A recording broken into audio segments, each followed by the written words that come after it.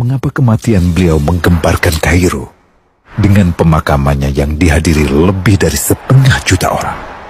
Mari kita simak kisah dari Asosiasi Universitas Islam Mesir ini. Al-Kisah dari kampung kecil bernama Tafahna al-Ashraf, distrik Middle Ghamir, provinsi Dakohliah, Mesir, ada 9 orang sarjana miskin lulusan Fakultas Pertanian. Lalu mereka pun sepakat membuat sebuah peternakan unggas sembari mencari mitra ke-10. Namun mereka terbentur modal, maka dengan sekuat tenaga mereka kumpulkan dari hasil menjual tanah, perhiasan istri, hingga meminjam. Meski tidak banyak terkumpul, namun mencukupi untuk memulai usahanya. Pertanyaan tersisa, siapa mitra yang ke-10? Insinyur Solah, satu dari mereka pun berkata, "Aku sudah menemukan mitra yang ke-10. Siapa?" kata teman-temannya. "Allah," lanjutnya. "Allah akan menjadi mitra usaha kita yang ke-10. Allah akan mendapat 10% dari keuntungan kita.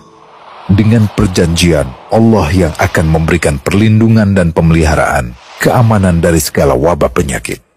Akhirnya mereka pun sepakat. Kontrak kerjasama pun ditulis secara rinci dan dicatatkan ke notaris, lengkap dengan peran mitra ke-10 tersebut.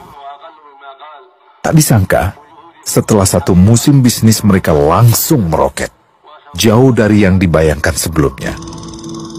Lalu mereka pun kembali bersepakat menambah jatah keuntungan mitra ke-10 menjadi 20% di musim kedua, dan begitu seterusnya hingga mencapai 50%.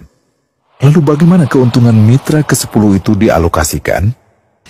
Dimulai dengan membangun sekolah dasar Islam putra, lalu lanjut putri, kemudian sekolah menengah putra, kemudian putri. Tambah lagi madrasah alia putra, lalu putri.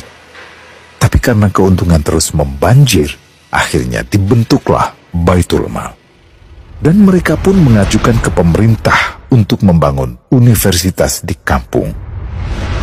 Awalnya ditolak dengan alasan tiadanya akses bagi para mahasiswa. Tak berapa lama mereka pun mengajukan pembangunan universitas lengkap dengan stasiun kereta beserta jalurnya dengan biaya mandiri.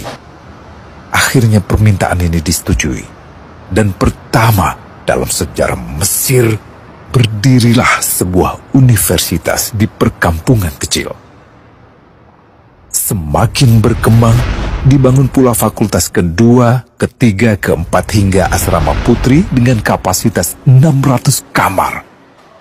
Lalu asrama putra dengan 1.000 kamar. Tiket kereta api pun digratiskan untuk memudahkan transportasi menuju kampung tersebut. Tak cukup hanya itu, dibangun Baitul Mal berikutnya hingga hilang kemiskinan di daerah tersebut. Dan program ini diduplikasi ke kampung-kampung lain hingga bisa dikatakan tak ada kampung yang disinggahi Insinyur Solah kecuali akan dibangun Baitul Mal untuk warga. Bantuan pun diberikan untuk fakir miskin dan para janda. Pemuda pengangguran pun dilatih untuk mengelola perkebunan sayur hingga mandiri, bahkan sampai bisa mengekspor ke negara tetangga.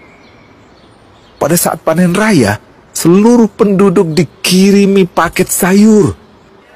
Di hari pertama Ramadan diadakan buka puasa bersama untuk seluruh penduduk desa. Mereka memasak dan hadir ke lapangan yang dipenuhi beraneka makanan. Disiapkan juga perabotan untuk gadis-gadis yatim yang ingin menikah. Dan ini semua merupakan sedikit dari banyaknya kebaikan yang dilakukan oleh Insinyur Solah. Hingga pada akhirnya disepakatilah keuntungan perusahaan 100% untuk Allah.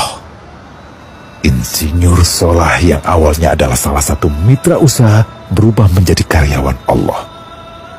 Dia hanya menerima gaji, namun dia memberikan Tuhannya syarat agar membuatnya hanya butuh kepadanya dan hanya meminta kepadanya.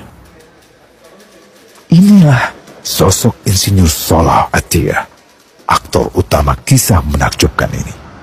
Keikhlasannya membuat ia sama sekali menolak terkenal di media massa. Dan kini, meski orang yang melibatkan Allah ke dalam bisnisnya ini telah wafat, terbayang seluruh amal jariahnya yang selalu mengalir untuknya. Masya Allah. Pertanyaannya, akankah ini hanya menjadi sebatas kisah saja? Atau menjadi teladan bagi kita?